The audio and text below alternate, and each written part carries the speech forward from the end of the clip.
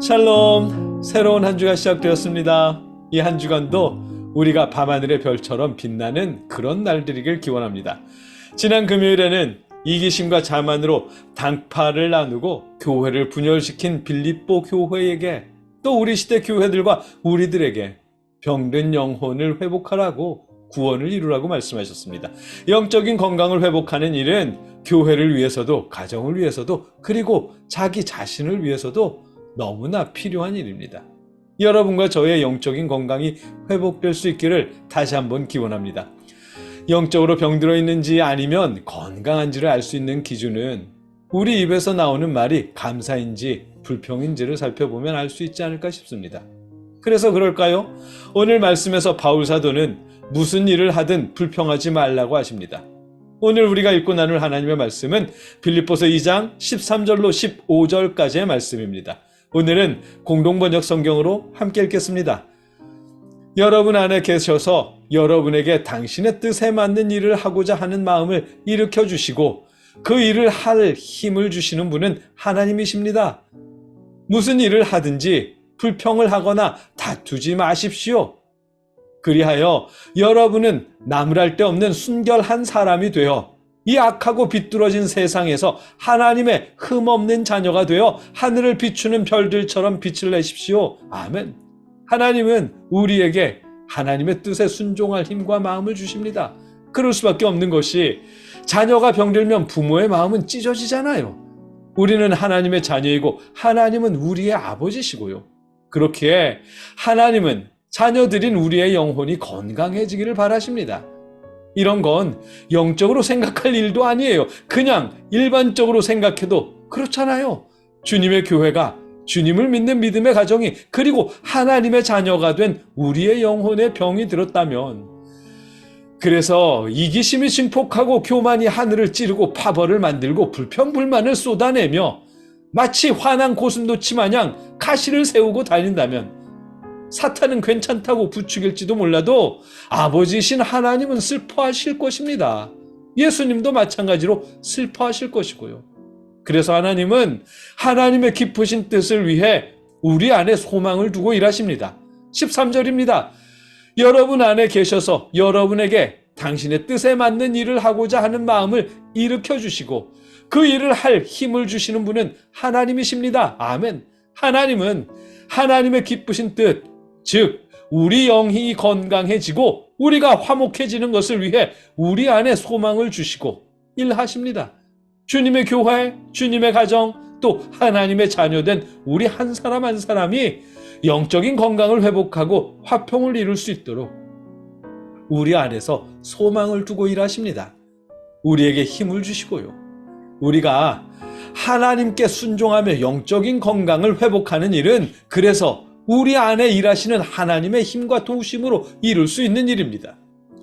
이런 예를 들 수 있을 듯합니다. 얼마 전에 제가 유튜브를 통해서 우연히 조영남 씨의 일화를 들었습니다. 조영남 씨와 윤형주 씨의 얽힌 일화인데, 조영남 씨가 방송에 나와서 윤형주 씨를 흉보는 바람에 윤형주 씨가 화가 났답니다. 그래서 윤형주 씨가 출연해야 할 프로그램에 안 나가겠다고 말씀하셨대요. 화가 나서 안 나가겠다고. 그래서 조영남 씨가 윤형주 씨에게 전화를 걸어서 하는 말이, 야 형주야, 나는 평신도고 너는 장로잖냐, 이렇게 말했답니다.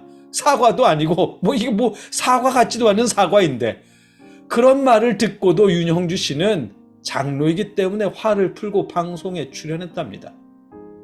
장로는 사람이 아니야? 형 그렇게 말하지 마. 장로도 사람이고 나도 기분 나빠. 이런 식으로의 말 따위는 하지도 않고 그냥 화를 풀었답니다. 이런 결과가 본문이 말씀하시는 일의 결과이겠지요.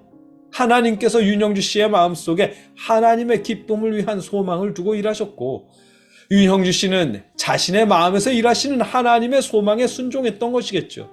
윤형주 씨가 그 사실을 인식하든 인식하지 못하든 하나님께서 일하셨기 때문에 일어난 일일 것입니다.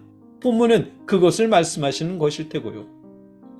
빌립보 교회가 영적인 건강을 회복하고 하나 되는 일은 빌립보 교회 혼자서 길을 써야 할 일이 아니라 그들 마음에서 일하시는 하나님께 순종하며 하나님이 주시는 힘으로 회복할 수 있는 일입니다. 그래서 이어지는 14절 말씀에 무슨 일을 하든지 불평을 하거나 다투지 마십시오. 아멘. 모든 일을 원망과 시비가 없이 하라고 말씀하신 것이겠죠. 그들 마음에 힘과 소망을 주시는 하나님의 도우심을 힘입어서 불평하지 말고 다투지 말라는 것입니다. 영적인 건강이 회복되기 위한 노력이죠. 영이 건강한지 그렇지 않은지는 불평과 다툼이 왕성하냐 아니면 감사가 넘치느냐 그것을 통해 알 수 있을 것이라고 말한 이유입니다. 하나님은 바울 사도를 통해 빌립보 교인들에게 나아가서 지금 우리 시대 교회와 우리 기독교 가정들과 우리 모두에게 말씀하십니다. 모든 일에 원망과 시비가 없이 하라고요. 그렇게 하는 일이 곧 하나님의 기쁨을 위한 하나님의 소망에 순종하는 일이고 화목을 이루는 일입니다. 우리가 그렇게 화평을 이루어서 이 어두운 세상에 별빛처럼 빛나야 하는 것이고요. 15절입니다.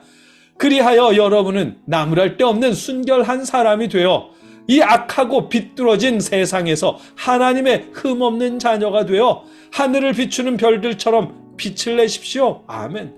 악하고 삐뚤어진 세상에서 하나님의 흠없는 자녀로서 빛을 비추라고 하십니다. 교회는, 기독교 가정은, 우리 하나님의 자녀들은 세상에서 손가락질 받으면 안 되잖아요. 정치인들 좀 보십시오. 그 사람들이 실패해서 손가락질 받나요? 돈이 없어서 손가락질 받나요? 아닙니다. 제 할 일을 안 하고 부정을 저지르고 국민을 위한 법을 만들라니까 당파 싸움만 일삼아서 손가락질 받잖아요. 여야 할 것 없이 말입니다. 우리 교회들이나 믿음의 가정들이나 그리고 하나님의 자녀들 역시 신앙인의 자세를 잃어버리고 싸움만 일삼으면 손가락질 받을 수밖에 없습니다. 별빛처럼 빛나는 것은 고사하고 말입니다. 화목하십시오.